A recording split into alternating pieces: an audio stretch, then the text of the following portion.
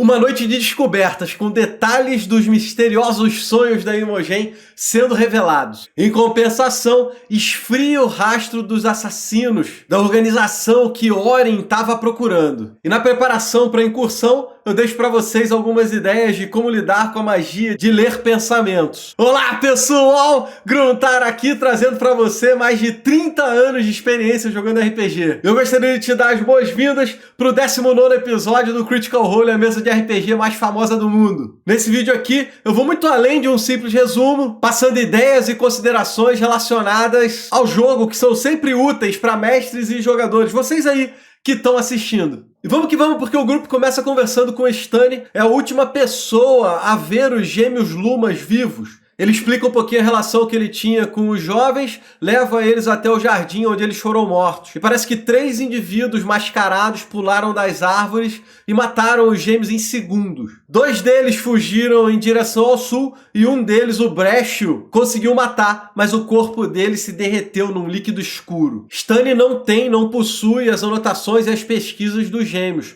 E pior, parece que os pertences dele, as coisas deles, foram levadas pelos assassinos. O problema disso tudo é que não tem nenhuma informação nova para os jogadores, meio que ficou um beco sem saída. Tudo isso que foi contado, eles já sabiam. Os jogadores procuraram algumas pistas no jardim, apesar do assassinato já ter acontecido há algum tempo, o mestre foi na onda. Ele joga algumas coisas ali para satisfazer os jogadores. O Oren encontra restos do veneno dos assassinos preso em uma das árvores. O Ashton e a Farney investigaram um chafariz que tinha ali, ela se transformou, foi dentro do chafariz, mas eles não conseguiram nada muito específico, nada que desse um passo à frente na investigação. Como um beco sem saída numa investigação não é nada legal, o mestre entrega outras informações do outro lado do trama da história. Ele começa a falar do trabalho de estudo dos gêmeos. Isso pode não interessar muito o Oren, mas com certeza interessa a Imogen. Parece que o foco do estudo deles está numa das luas, chamada Ruidus. Aí o mestre aproveita para passar um pouquinho de lore, informar os jogadores o que acontece.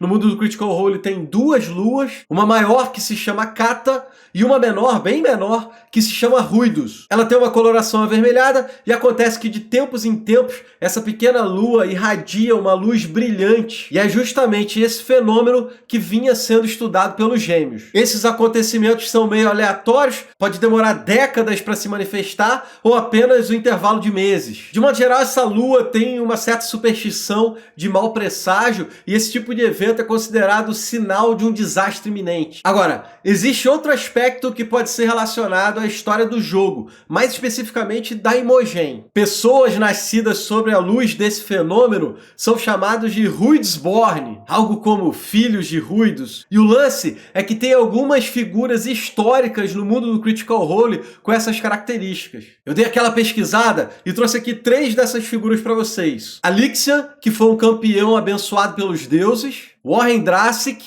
que foi um antigo rei da região de Dracic. E a Raven Queen, uma mortal que se tornou a deusa da morte. Então, amigo, dá pra ver que é uma galera bem importante, que tem essa característica, e se a Imogen tiver esse mesmo aspecto, pode ser um ponto que destaca demais a personagem. Uma última informação legal, que dá aquela sensação de que a coisa tá andando e tá chegando mais perto, parece que esses fenômenos luminosos estão mais frequentes de 2 anos e meio pra cá. Sinal de que algo pode acontecer em breve, algo que seja relevante pro mundo inteiro, não só pra campanha. Mas, de certa forma, tudo isso é história, né? Precisa de mais uma informação, precisa de uma coisa além para os jogadores poderem perseguir. O mestre tem que entregar informação para que os jogadores deem o próximo passo na investigação. Porque senão os jogadores ficam perdidos, chegam ao ponto final. E aí essa informação é que os gêmeos planejavam visitar os arquivos na cidade de Ios, onde existe um estudo sobre todas as pessoas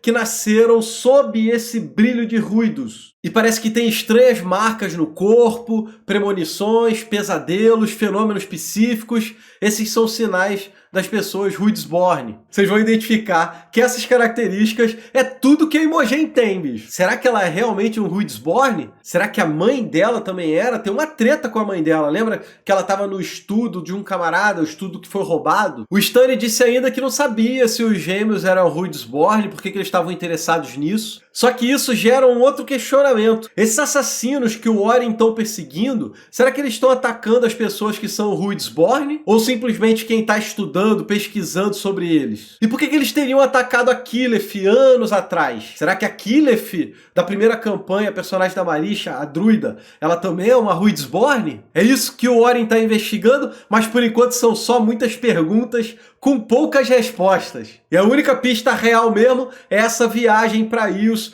para ir nesses arquivos sobre essas pessoas. De qualquer maneira, pensa, será que o grupo um dia vai ser atacado por esses assassinos? Porque eles pesquisam esse Ruidsborn e talvez eles tenham uma Ruidsborn no grupo. Talvez seja essa a oportunidade que o Orin precisa para pegar um desses assassinos vivos. Já sabe que não adianta matar eles, se eles matarem eles viram líquido. É uma possibilidade que eu vejo para um futuro jogo, uma futura aventura, uma emboscada desses assassinos.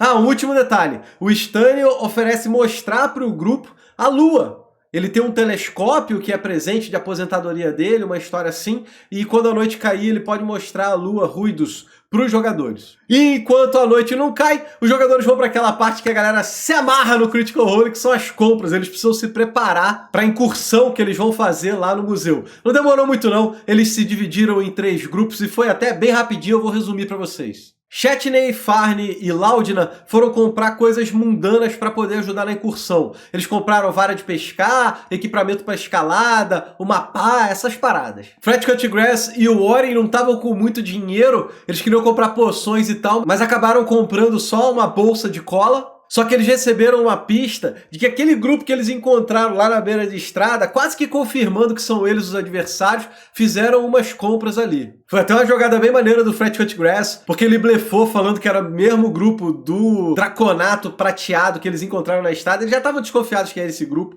e aí recebeu as informações. Foi boa jogada do Sam. A Imogen e o Ashton acabaram numa loja de brinquedos. Eles acharam que ia ter alguma coisa mágica, mas eram basicamente brinquedos. E aí acabaram comprando uma marionete meio sinistra assim e resolveram dar ela de presente para Laudna. Só que esse encontro foi interessante porque a dona da loja falou de um antigo dono que quase colocou tudo a perder e tal. E o interessante disso é que o nome desse cara era Oltigar. E não tem muitas explicações, mas, se eu me lembro bem, esse nome foi mencionado pelo Chetney lá no passado. Não era muito amigo dele não, tinha uma treta entre ele e o Chetney. Será que o Matt já tá fazendo mais um foreshadow para daqui a pouco esse Oltigar aparecer na vida do grupo, na vida do Chetney de volta? Eu gosto muito como ele coloca esses pequenos pedaços de informação, esses pequenos pedaços de história num lugar completamente aleatório. Beleza, era uma loja de brinquedos, o Chetney mexe com esse negócio de brinquedo de madeira, e aí aparece um cara do passado do Chetney. Só pra lá na frente, quando ele falar desse Oltigar de novo, ter um pouco mais de colorido na história. E isso, cara, é muito sutil, é um toque muito sutil e muito difícil pro mestre fazer dentro de uma campanha, porque é algo que dá um colorido, faz o mundo se tornar vivo, dá a sensação para os jogadores de que esse mundo é real, as coisas estão ali, independentes se eles estão investigando, acompanhando, se eles estão presentes ou não. Só que isso é difícil de fazer, cara, isso é bem no detalhe mesmo, fica como ideia pra galera que já é mestre, experiente, ter umas sensações assim, colocar umas coisas assim na mesa. Eles voltam então até Stanny para fazer a observação da Lua, e isso podia ser totalmente sem graça, mas ao contrário é espetacular, porque no meio de algumas características normais, como crateras e montanhas, eles conseguem ver uma tempestade de raio vermelha na superfície da Lua. E cara, é exatamente a mesma coisa do sonho da Imogen, uma tempestade de raios vermelha. Pra mim tá super claro de que os sonhos da Imogen com essa tempestade têm a ver com a Lua e vão ter a ver com esses gêmeos e esse fenômeno que já foi descrito, Ruidsborn. E com toda a informação sobre Lua e seu passado, quando o grupo vai dormir, ninguém fica surpreso que a Imogen teve um dos seus sonhos. Era o momento certo pro Matt colocar mais um sonho da Imogen. Ela vê essa tempestade e escuta a voz da sua mãe mandando ela correr, como normalmente acontece. Só que dessa vez ela questiona a mãe dela, diz que não quer mais fugir, não quer mais correr. e resolve encarar o problema, encarar a tempestade. Ela dá um passo à frente, começa a entrar, se aproximar dessa tempestade que vai encobrindo ela. Eu vou falar pra vocês, descrição do match e roleplay absurdo da Laura, realmente dentro da cena, tem essa luz vermelha no estúdio. É uma parada sinistra, foi muito legal a cena e tudo que aconteceu nessa descrição do sonho da Imogen. E aí se liga, que a Imogen, no meio da tempestade, quando ela entra, se aproxima, deixa a tempestade engolir ela vê uma silhueta, uma figura de uma mulher.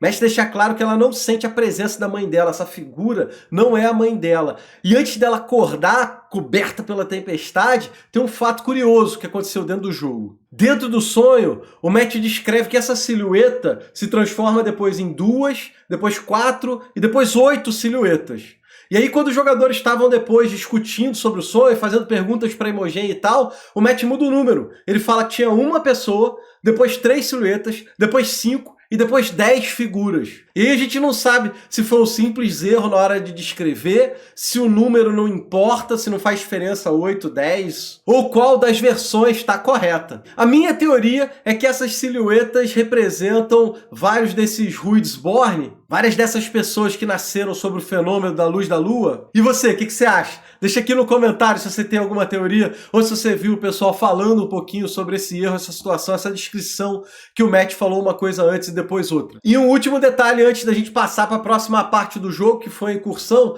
a Fine investiga as marcas no braço da Imogen e percebe que essas marcas estão crescendo. A própria Laudina confirma isso, então essas marcas no braço dela estão crescendo e aí é mais uma característica que combina com o tal dos Ruidsborn. Eles têm características, marcas no corpo. E vambora, é hora da incursão no museu. Eles caminham até a entrada e quando chegam lá, eles percebem o dono, o Yvon Raitroga, junto com o outro grupo, confirmando que era aquele grupo que estava na estrada, que o líder é um Dragonborn, um Draconato prateado. O nome deles é The Verdict. E aí, na sequência, o Yvon explica as regras do jogo, do desafio.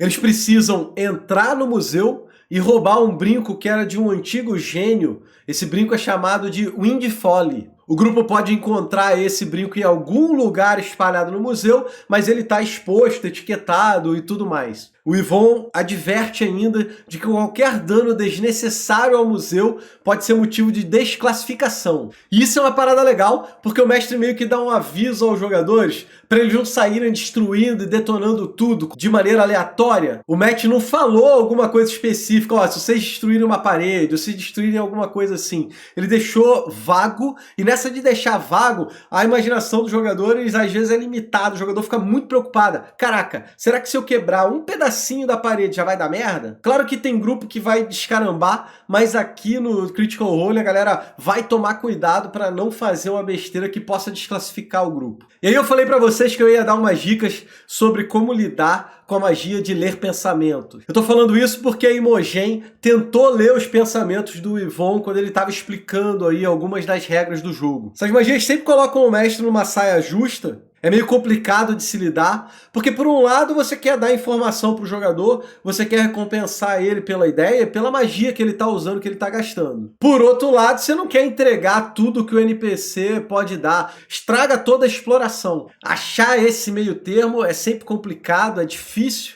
e a dica que eu posso dar aqui é também manter o meio termo. Destacando que a Imogen estava lendo só os pensamentos superficiais do Yvon. Se ela aprofundasse, ele ia saber que ela está lendo os pensamentos dele, mas aí era uma parada diferente e o mestre talvez pudesse entregar algo, ia ter save e tudo mais. De qualquer forma, minha dica é a seguinte: entrega um pouco de informação, algo que faça sentido estar na memória fresca, ali na mente de maneira fresca para o NPC que está sendo investigado, mas coisas decisivas, coisas mais importantes, mais relevantes, você segura. Deixa que os jogadores depois explorando descubram. Isso vai deixar o jogador feliz porque ele conseguiu uma ou outra informação e não vai estragar completamente a sua aventura e o jogo para os outros. Nesse caso aqui, a safada da Imogen estava querendo resolver a situação de qual era a melhor maneira de entrar no museu e aonde que esse brinco estava. Só que o mestre segurou a onda muito bem, não passou informação quase que nenhuma, não fez nesse meio termo que eu estou falando para vocês. E aí o que o Matt faz é ele aproveita o roleplay mais espalhafatoso do NPC para dar um ponto encerrado, um ponto final nessa história de leitura de pensamento. Os dois grupos se posicionam do outro lado da rua, cada um de um lado, um pouco distante, e é chegada a hora da disputa, da incursão no museu. E é chegada a hora também de eu pedir pra você aquele like maroto no vídeo. Tava comentando no vídeo do RPG que tem uma maldição danada pra quem chega nesse ponto do vídeo, curtiu o conteúdo e não deu o like. Suas rolagens de dado ficam extremamente prejudicadas, cara. É uma maldição meio sinistra. E eu tenho certeza que você não quer correr esse risco. Então mete o dedo no like aí, você me ajuda pra caramba, não custa nada pra você, quebra esse galho. Eu já fiz a maior parte dos meus comentários durante aí o resumo, mas eu queria dizer que eu tô bastante ansioso e muito curioso para ver como que essa incursão vai se desenrolar. No primeiro momento é uma parada simples, os dois grupos vão entrar, mas eu quero ver o que o mestre separou de especial, que tipo de cenas ele preparou dentro do museu. Vai ter armadilha com certeza, mas eu queria ver cenas que fossem disputa entre os dois, que eles estivessem meio contra o relógio. O grupo que conseguir chegar primeiro vai ter vantagem. Cara, eu não sei como é que o mestre vai fazer isso, não acho que é tão simples, mas a gente vai ter que esperar o próximo episódio aí para poder conferir juntos. Pra galera sinistra que chegou aqui até agora, se você quer ver mais desses vídeos, mais desse conteúdo e quiser me dar uma moral, um apoio financeiro, tem o link aqui em cima do Catarse, é o nosso financiamento coletivo. A gente vive no sonho de trabalhar com RPG, internet, mesas, narração, essa parada toda aqui. Estamos buscando a meta para poder contratar um editor, então clica aqui se você puder dar essa moral, você vai estar me ajudando demais. Vou deixar um videozinho aqui falando sobre as últimas notícias sobre Dungeons & Dragons. Eu tenho trazido essas notícias, estou planejando um vídeo próximo aí com mais informações ainda, mas aqui tem uma apresentação do que vem aí pela Wizards. E é isso, meus amigos, eu vou ficando por aqui, vou deixar aquele grande abraço, valeu galera, até mais!